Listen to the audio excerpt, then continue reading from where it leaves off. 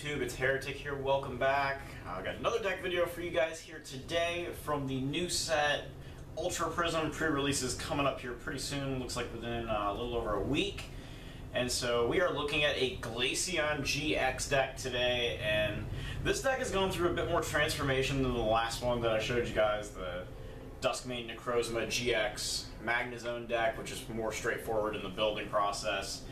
So this is based around Glaceon-GX, which has a really cool ability that while it's your active Pokemon, it takes away the abilities of all of your opponent's EX and GX Pokemon in their hand, in their discard pile, and on their side of the field.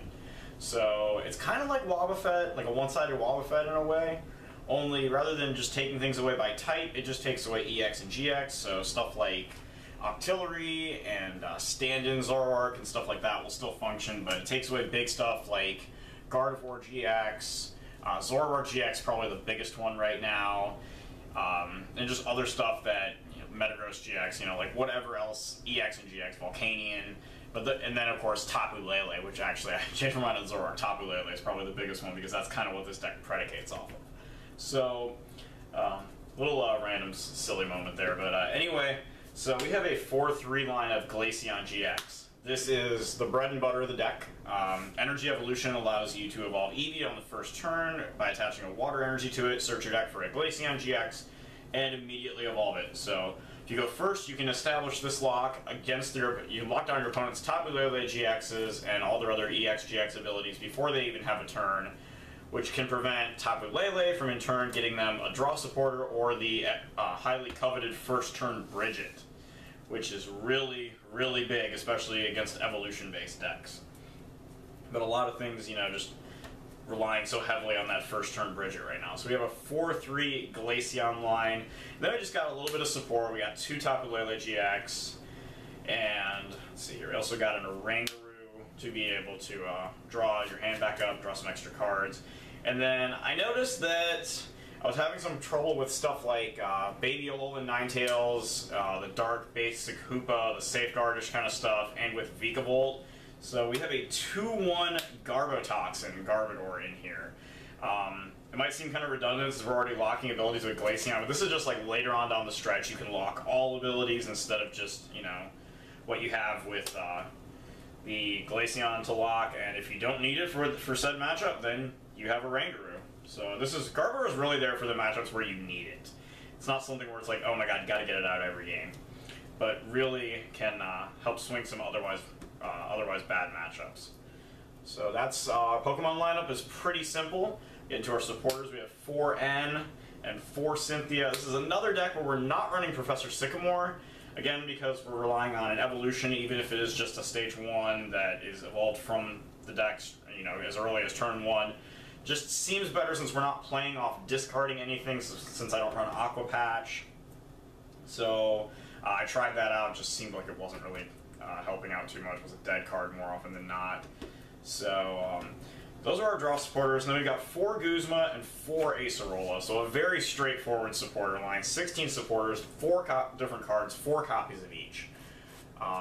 Just all around pretty straightforward stuff. A lot of consistency there. And then we have 2 Po-Town, because we're doing snipe damage with Glaceon for a water and 2 colorless, 90 and 30 to an opponent's benched, and then the GX attack dealing 50 damage for every damage counter on your opponent's active Pokemon for the same cost. So Po-Town and the sniping damage from the first attack, Frost Bullet, can add up there nicely to help us get KOs on bigger evolutions. And Acerola just being able to deny knockouts and all that stuff, everything else just real simple, standard kind of concepts here. So that's really, kind of the gist of it. Spread some damage out, take knockouts while you're locking down abilities. Against evolution decks, you can just shut down their Bridget play, hopefully, and just kind of control the game from there and knock out all their basics before they can evolve. And if they do evolve, then they take damage, so it's kind of fun. Item cards. Now this, along with supporters, is where the deck has changed the most since I first built it. 4 Ultra Ball. It's a lot more of a regular deck, at least in terms of like supporters now, especially in some of these items. We still do have some of the original core. We've got 3 enhanced hammers in here to deal with stuff like Strong Energy, Double Colorless, all those decks that rely on single attachment, Zoroark GX, Lycanroc, etc., Buzzwole. just being able to take advantage there, of all the special energy they play by discarding it instantly.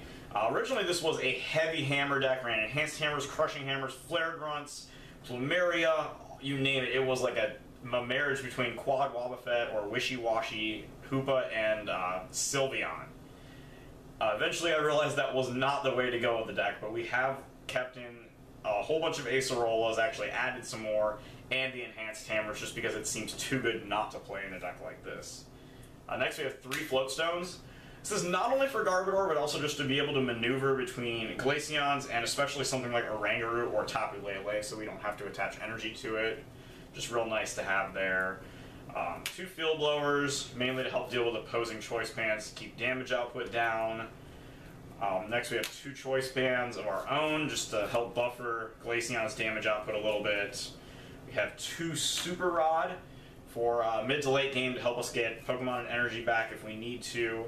And then 1 Captivating Pokepuff. This is another card from the control version of the deck that I left in. Some decks might just try to wall you with 1 or 2 big Pokemon.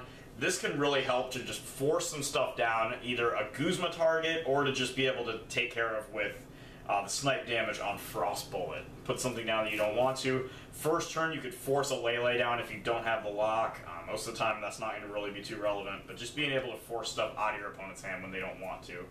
Really, really nice ability to have.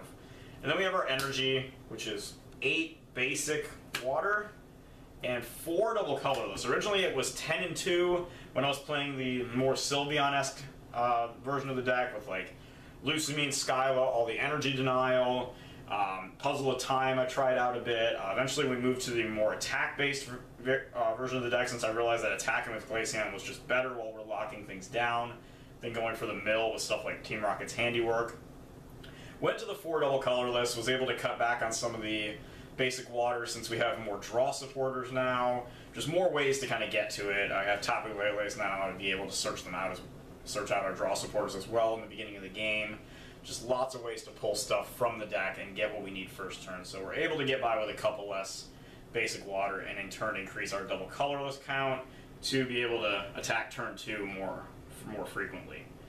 So this is my Glaceon list right now. This list is done light years better than the full-on disruption version that I was working on originally. Quickly, as I already said, realized that wasn't the way to go, but I'm really liking where this one's testing. Again, first turn Glaceon is incredibly disruptive, especially if you go first. Even if you go second, can still be pretty disruptive against a lot of decks. And then second turn being able to go 90-30 a few times and then just have that GX attack waiting to OHKO something is just super good.